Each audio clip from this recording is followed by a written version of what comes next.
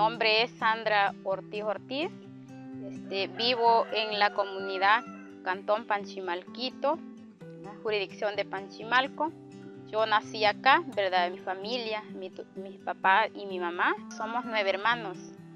Dentro de todo esto, pues yo soy la mayor de todos y pues a mí me tocó el oficio de la casa y estudiar a la vez.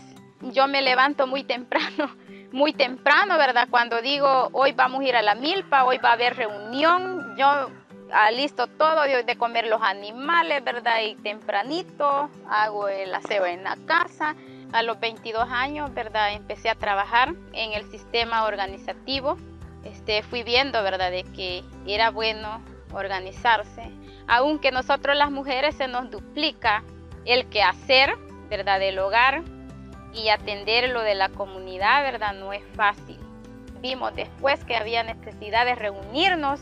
¿Para qué? Para gestionar lo del agua. El agua era muy lejísimo, llevábamos 2 horas para ir a traer un cántaro de agua, ¿verdad?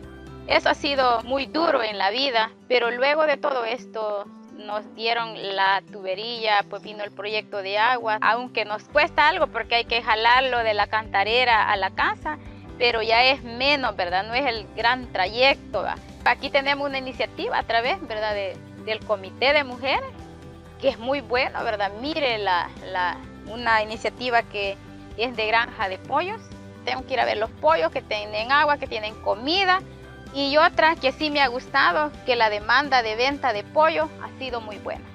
Trabajamos también con la siembra, ¿verdad?, de maíz y todo eso. Pues en el Comité de Mujeres hemos tenido semillas mejoradas criollas que ya no tenemos que ir a comprar al agroservicio, ¿verdad? No es fácil, pero siempre uno debe de ser una mujer luchadora, soñadora y emprendedora a la vez, ¿verdad?